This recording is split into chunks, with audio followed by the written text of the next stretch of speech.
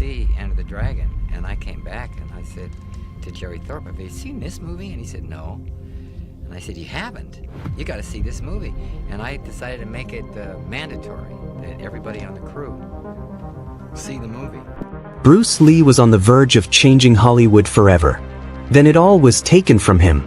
The concept for Kung Fu, a wandering Shaolin monk in the American West, was eerily similar to the series he had created, The Warrior. Yet, when the role came up, Bruce was passed over, replaced by David Carradine, a white actor. But Carradine spoke out telling the truth, but most weren't ready to hear it. This rejection became the most glaring example of Hollywood's prejudice against Bruce Lee. From his early days as Ko on the Green Hornet to his explosive success in Hong Kong, Lee fought TYP casting, discrimination, and creative theft. But it was this lost opportunity that crystallized the barriers he faced, setting the stage for his exile, his triumph abroad, and the lasting impact of his fight for recognition. The role that should have been Bruce's. In the early 1970s, Hollywood stood on the cusp of a cultural shift it didn't yet fully understand. Martial arts films had started spilling out of Hong Kong into the global market, carrying with them a raw physicality and an exotic allure that American audiences couldn't ignore. And at the center of this wave was a figure who seemed destined to break through every barrier in his path. Bruce Lee. Lee had already begun leaving his mark on American television. As Ko in the Green Hornet, he had stolen scenes with his lightning-fast movements, overshadowing his co-star Van Williams. Even in brief appearances on shows like Batman and Longstreet, his charisma was undeniable. But while his presence electrified viewers, Hollywood executives still didn't know how to handle him. He was too real, too intense, and most of all, too Chinese for an industry that clung tightly to its entrenched formulas. Behind the scenes, Bruce was relentless. He believed martial arts could be more than just a sideshow act or cheap action filler. It could be a philosophy, a way of life, and a cinematic art form. He wrote treatments, pitched ideas, and tried to bend the system toward his vision. His most ambitious proposal was a series called The Warrior, which told the story of a Chinese martial artist traveling through the American West. Lee infused it with themes of alienation, survival, and the immigrant experience. It was unlike anything the networks had ever seen. The response from the studios was both cautious and telling. Executives liked the concept, but they didn't believe audiences would accept a Chinese man as the lead. In meeting after meeting, Bruce heard variations of the same rejection. It's a great idea, but America isn't ready. To Lee, these words were daggers. He had talent, he had charisma, and he had a story to tell. But his race remained a wall Hollywood refused to tear down. Then came Kung Fu. The announcement felt like betrayal wrapped in irony. The show's premise was eerily similar to Bruce's idea. A wandering martial artist in the Old West, caught between two cultures and surviving by his wits and his fighting skill. To those who knew Bruce personally, it was clear where the inspiration had come from. Yet, when the role of Kei Chang Kane was cast, the part didn't go to Bruce. Instead, it was handed to an American actor, David Carradine. For Bruce Lee, this wasn't just a professional setback. It was the clearest confirmation yet that Hollywood's prejudice ran deeper than he had hoped. He had poured himself into convincing executives that such a role was not only possible, but necessary. And when they finally agreed to greenlight it, they removed him from the equation entirely. The sting was sharper because the timing couldn't have been worse. Bruce had been working tirelessly to establish himself as more than just a sidekick. This role could have been his breakthrough in America. The moment where his talent finally received the platform it deserved. Instead, he was left watching from the sidelines as another man walked the path he had carved. Yet, what Hollywood saw as a practical business decision, Bruce saw as a line in the sand. To him, this was proof that the system would never truly embrace him. And so rather than surrender, he doubled down on his own vision, choosing to return to Hong Kong, where the industry was willing to let him lead. This moment, when Bruce Lee lost the role that should have been his, was more than just a casting decision. It was a turning point, a cultural litmus test, and the start of one of the most controversial what-ifs in entertainment history. The part of Kane would forever be associated with David Carradine. But in the shadows of that choice lingered the haunting question. What if Bruce had been given his chance? Enter David Carradine. While Bruce Lee seemed the natural choice for Kung Fu, another figure was quietly emerging as Hollywood's preferred candidate, David Carradine. To many, Carradine was an unlikely successor to the martial arts spirit Lee embodied. He was not Asian, not a martial artist, and not someone audiences naturally associated with the world of Shaolin monks. Yet, in the strange calculus of 1970s Hollywood, Carradine was considered the safer, more bankable option. Carradine came from a lineage of actors. His father, John Carradine, was a well-known character actor whose booming voice and memorable presence had made him a fixture in American cinema for decades. Growing up in this world of scripts, cameras, and sets gave David Carradine a sense of belonging in Hollywood that Bruce Lee never quite had. He knew the system. He spoke its language. And perhaps most importantly, he looked like the kind of leading man that American executives believed audiences wanted to see. But there was more to Carradine than just lineage. By the early 1970s, he had carved out a reputation as a versatile performer. He had already worked on stage and television, proving that he could embody complex roles with a sense of depth and subtlety. Producers of Kung Fu were not looking for a martial arts spectacle alone. They wanted a philosophical, slow-burning drama set against the backdrop of the American frontier.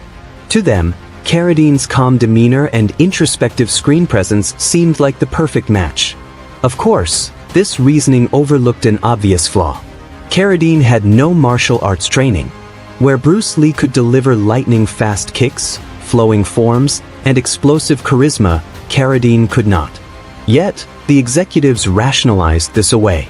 They believed the average American viewer in 1972 wouldn't be able to tell the difference between authentic martial arts and choreographed movements performed by an actor. To them, authenticity mattered less than accessibility. And so Carradine was chosen not for what he could bring to martial arts, but for how easily he could be molded into the role the network envisioned. For Carradine himself, the opportunity was life-changing. He admitted in later interviews that he had been uncertain about taking the part, especially because he knew Bruce Lee had lobbied hard for it.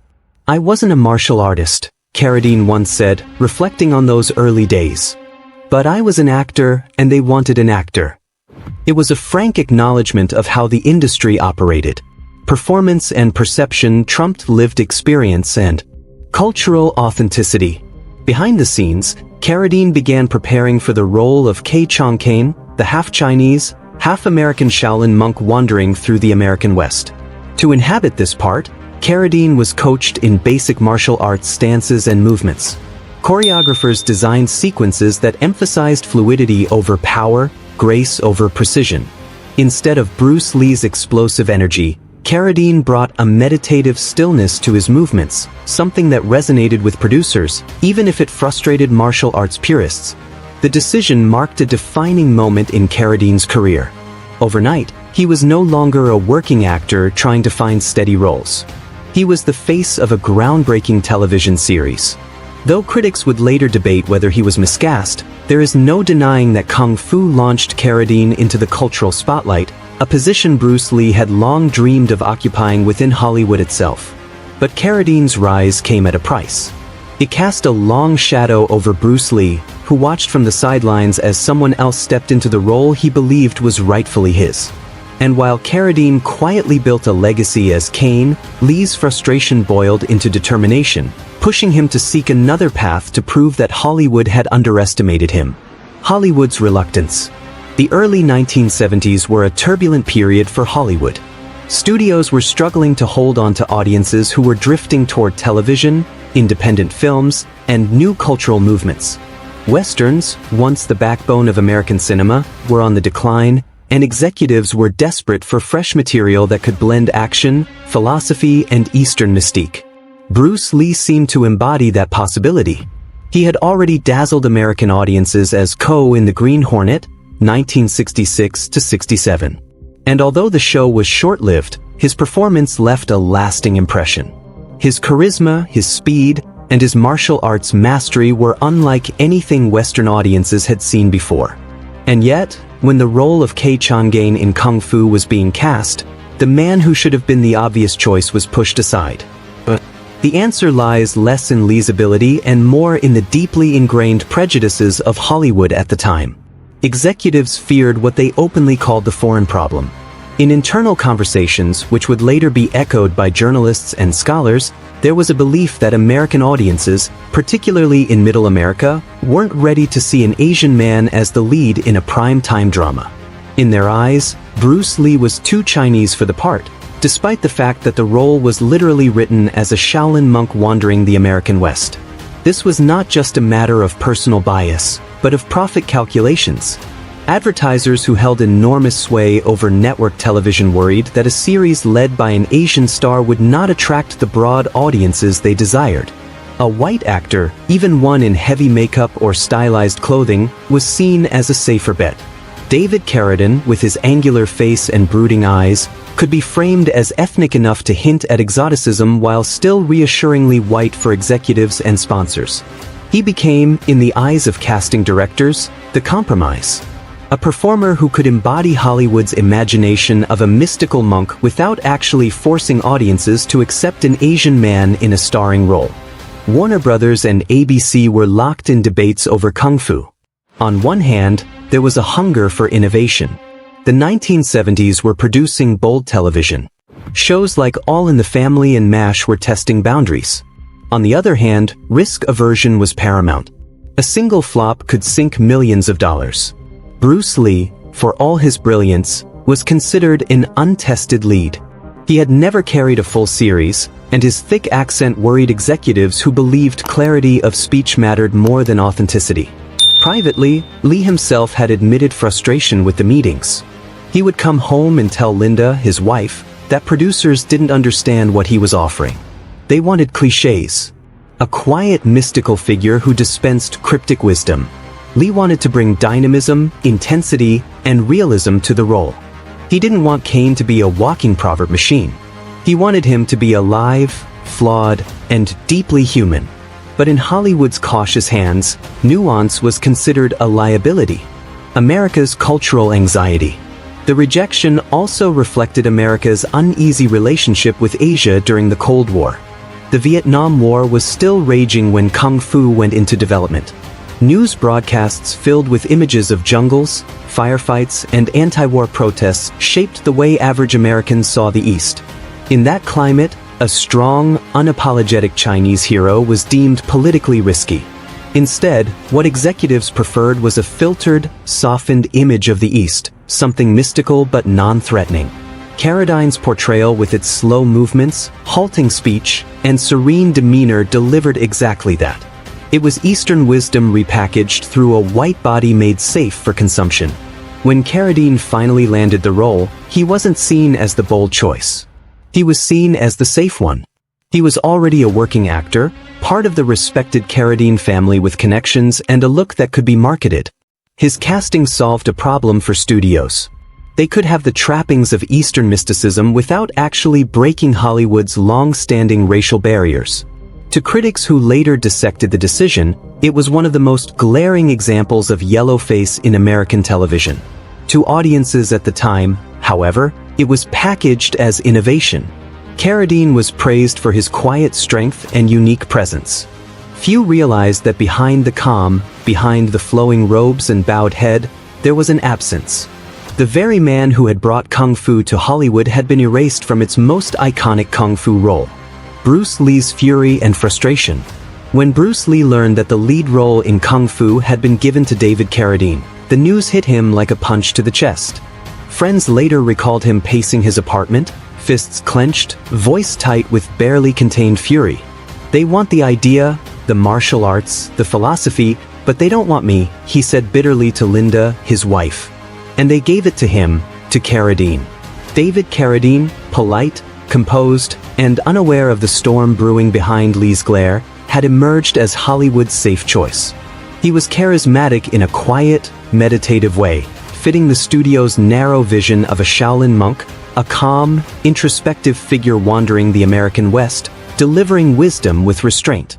It was precisely the opposite of what Lee envisioned, dynamic, intense, and physically commanding. Lee's resentment was compounded by the fact that he had spent months pitching, revising, and rehearsing sequences for The Warrior, a show that was essentially kung fu before Warner Brothers greenlit it.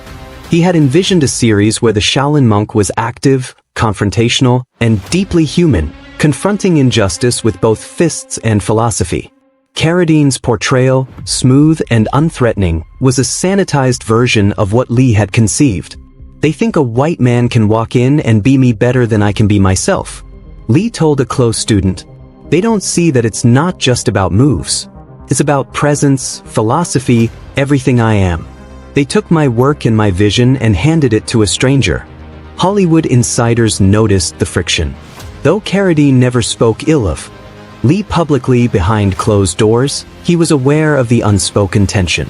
One assistant director later recalled a meeting where Lee stormed the studio lot, stopping short when Carradine entered the room. The two exchanged a curt nod, a silent acknowledgement of a rivalry that went deeper than acting skill. It was about ownership, identity, and recognition. Carradine, for his part, felt a mixture of pressure and guilt. He knew audiences adored his performance, but he also understood that Lee had been the natural choice. He would later say in interviews, "Bruce was incredible. I had no business stepping into that role, but the executives made the decision. I had to do my best with what I was given." Meanwhile, Lee's frustration began to crystallize into resolve. Watching Carradine on screen, receiving accolades, and attending fan conventions filled with praise for his performance only hardened Lee's determination. "I will not wait for them to give me what is mine," he vowed. He poured his energy into perfecting his martial arts style, Jeet Kune Do, and expanding his influence in Hong Kong cinema. Every strike, every choreographed fight scene he designed became a statement. Hollywood's mistake would not define him. Carradine's rise, Lee's reinvention. By 1972, Kung Fu had premiered and David Carradine quickly became the face of the series. Audiences were captivated by his quiet, contemplative presence as Kachank, a Shaolin monk navigating the American West. Critics praised his meditative style and understated charisma, while advertisers hailed the show's unique blend of action and philosophy. Carradine, once a working actor struggling for recognition, found himself suddenly elevated to household name status. Behind the scenes, however, the triumph was bittersweet. David knew the circumstances of his casting were controversial. Friends recall him confiding in private, "I never sought to take Bruce's place, but they gave me the role and I had to honor it. Still, I can't ignore that he was the one meant to bring this to life." Even as he accepted interviews and promotional duties, there was a lingering awareness of Bruce Lee's absence, a ghost that accompanied every fan letter and award nomination. Meanwhile, Bruce Lee was far from idle. Frustrated by Hollywood's systemic prejudice, he returned to Hong Kong with a singular mission to create the martial arts films that Hollywood refused to let him make. His vision was uncompromising. Every fight sequence, every philosophical moment, and every performance would reflect his artistry, intelligence, and philosophy. In this way, Lee began to redefine the action genre on his own terms, free from the constraints of Western studio executives. This divergence in careers set up a natural tension, both personal and professional. Hollywood had given Carradine the opportunity Bruce Lee had earned.